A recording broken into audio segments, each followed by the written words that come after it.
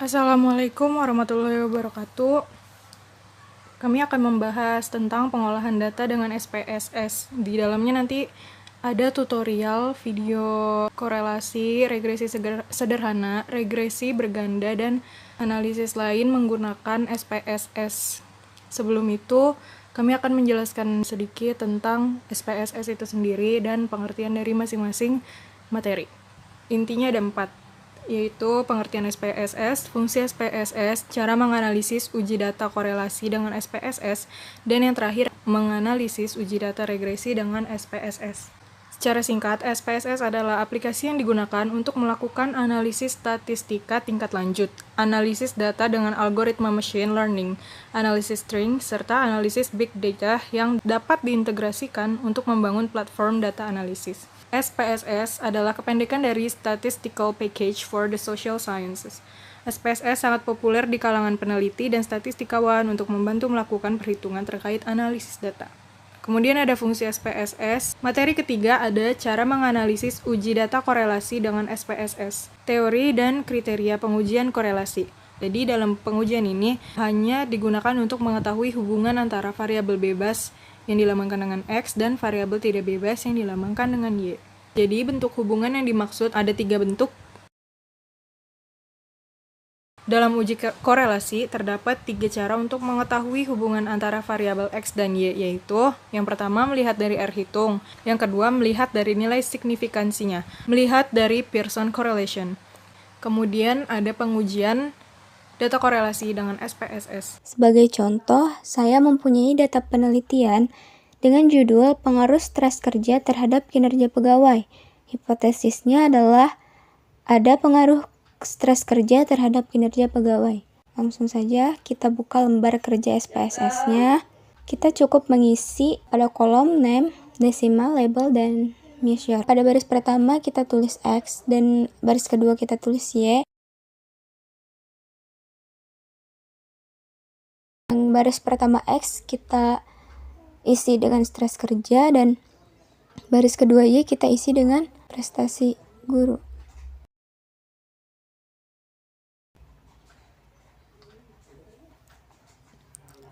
Lalu klik data view dan masukkan data dari data yang kita punya.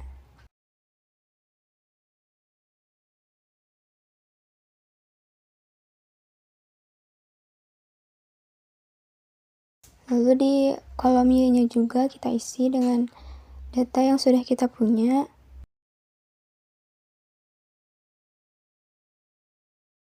Kemudian klik Analyze. Lalu pilih korelasi karena kita akan meneliti tentang data korelasi. Lalu akan masuk ke tampilan ini.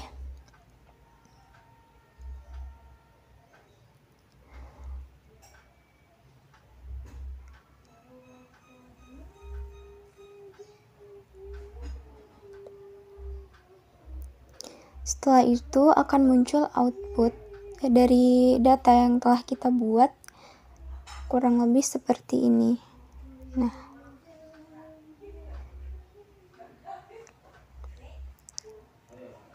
materi terakhir ada cara menganalisis uji data regresi dengan SPSS.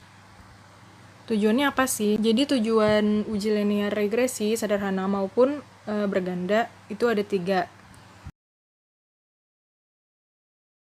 Pertama saya mau jelasin dulu nih, analisis regresi linear sederhana merupakan salah satu metode regresi yang dapat dipakai sebagai alat inferensi statistik untuk menentukan pengaruh sebuah variabel bebas independen terhadap variabel terikat.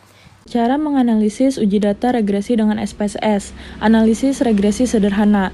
Kalian ubah data view yang di pojok kiri bawah menjadi variabel view.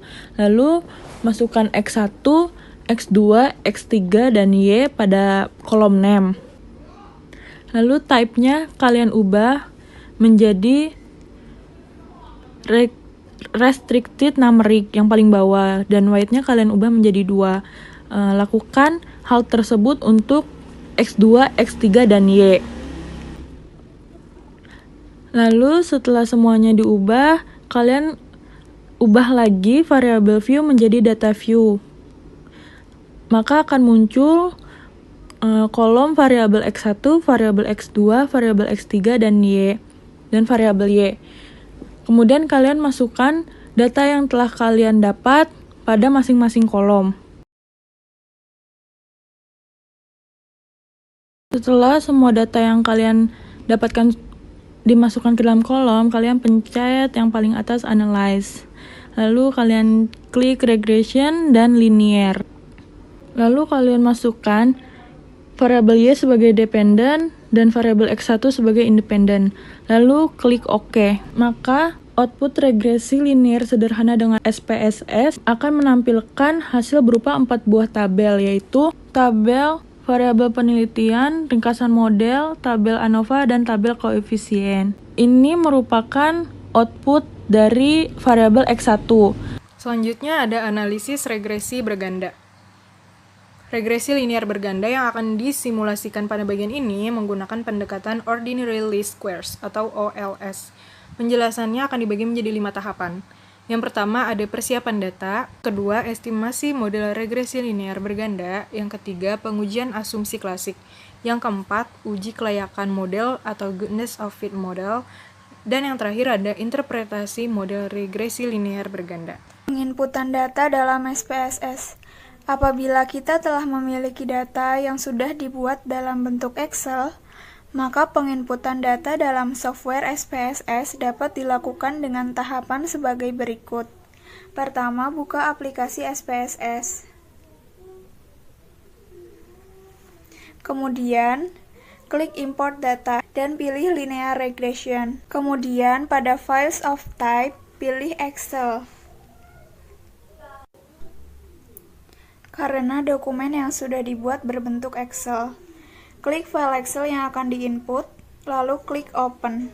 Maka akan muncul Read Excel File, lalu klik OK. Setelah data terinput, maka langkah selanjutnya memberikan identitas pada setiap variabel. Seperti apa yang telah direncanakan di awal, bahwa kolom pertama untuk variabel ekspor pakaian jadi diberi nama X, kolom kedua untuk variabel harga ekspor pakaian jadi diberi nama HRG, dan kolom ketiga untuk variabel kurs yang terhadap rupiah diberi nama kurs.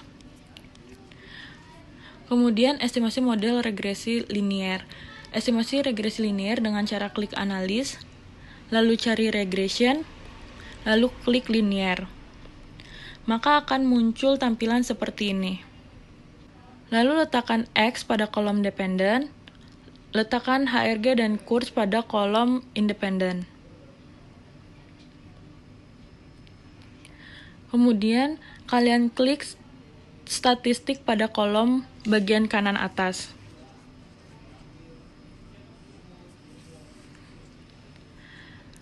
Kemudian kalian klik pada kolom kotak bagian kanan Collinearity Diagnostic dan pada bagian kiri bawah Durbin Watson. Kemudian selanjutnya kalian klik kolom plots pada bagian bawah statistik dan masukkan Z-recit pada kolom Y dan X. Kemudian kalian pencet continue, lalu klik OK.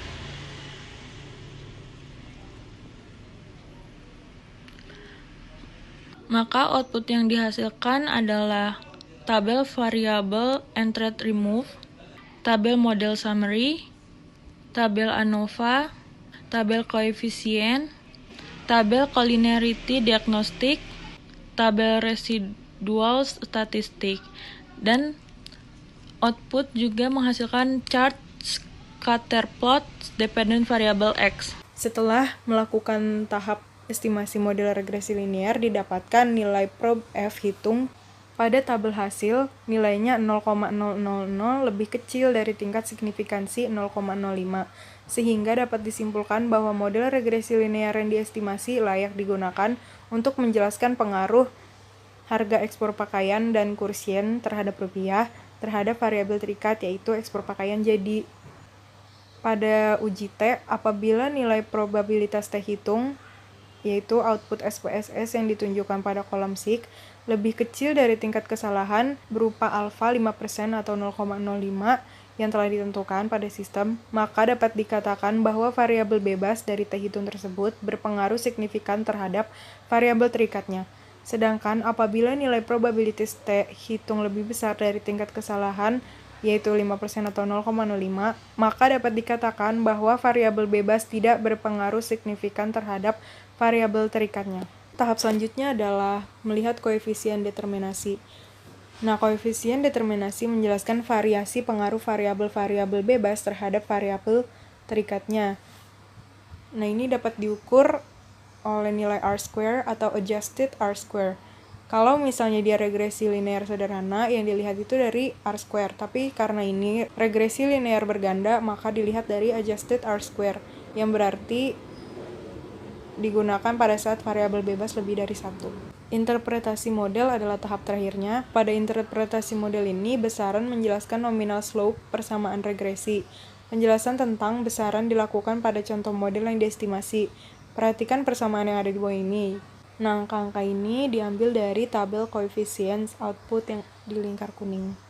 Terakhir adalah pengolahan data dengan SPSS untuk analisis lain. Pada analisis lain, selain korelasi dan regresi itu, misalnya analisis kuantitatif. Penelitian kuantitatif menghasilkan output berupa angka statistik baik dalam data deskriptif ataupun inferensial. Analisis kuantitatif digunakan peneliti jika ingin membedah topik dengan melakukan pengukuran. Nah, data kuantitatif juga bisa diolah melalui SPSS. Data tersebut selanjutnya diolah menggunakan aplikasi SPSS untuk menghasilkan luaran berupa nilai standar deviasi, varians, simpangan baku, uji T1 sampel, uji T sampel berpasangan, dan lain-lain. Pertama, nilai standar deviasi. Nah, di bawah kiri ini ada dua kan, data view dan variable view. Variable view ini untuk kita mengisi variabelnya. Nah, di sini ada kolom name. Nanti ini akan kita isi nama variabelnya, apa yang kita tulis, misalkan variabel nilai, berat, atau apapun di situ kita tulis. Nah, di sebelahnya nanti ada tipenya gitu. Tipenya itu untuk kalau misalkan kita mau mengisi variabelnya nanti yang isi dari variabelnya adalah angka, maka di tipenya ini nanti ada pilihan numerik. Oke, jadi kita tulis dulu ya di sini variabelnya nilai. Karena kita akan membuat mengisi data tentang nilai. Lalu di type-nya ini kan numerik karena kita akan mengisi tentang angka. Terus desimalnya itu ada desimal 2 dan ini measure-nya ini pakai scale kalau mau tentang angka. Nah, ini hasilnya nanti data view. Nilainya itu variabelnya akan di atas karena ini hasil dari tadi yang variabel view-nya kita tulis. Jadi kita isi aja datanya berapa yang mau kita isi. Nah, di koma di belakangnya 00 itu tadi yang ketika kita menulis format desimalnya 2 atau 2 angka di belakang koma. Kita tulis aja ya data-datanya di sini. Berapapun itu. Nanti kita klik yang analyze, terus pilih yang deskripsi statistik, lalu yang deskriptif. Agar nanti keluar kolom hasilnya. Kita pindahkan, terus kita klik OK. Lalu nanti dari sini kita pindah ke kolom output. Di situ kita akan melihat data-data yang tadi sudah kita isi. Kita klik aja nih deskriptif variabelnya. Tadi nilai yang sudah kita isi.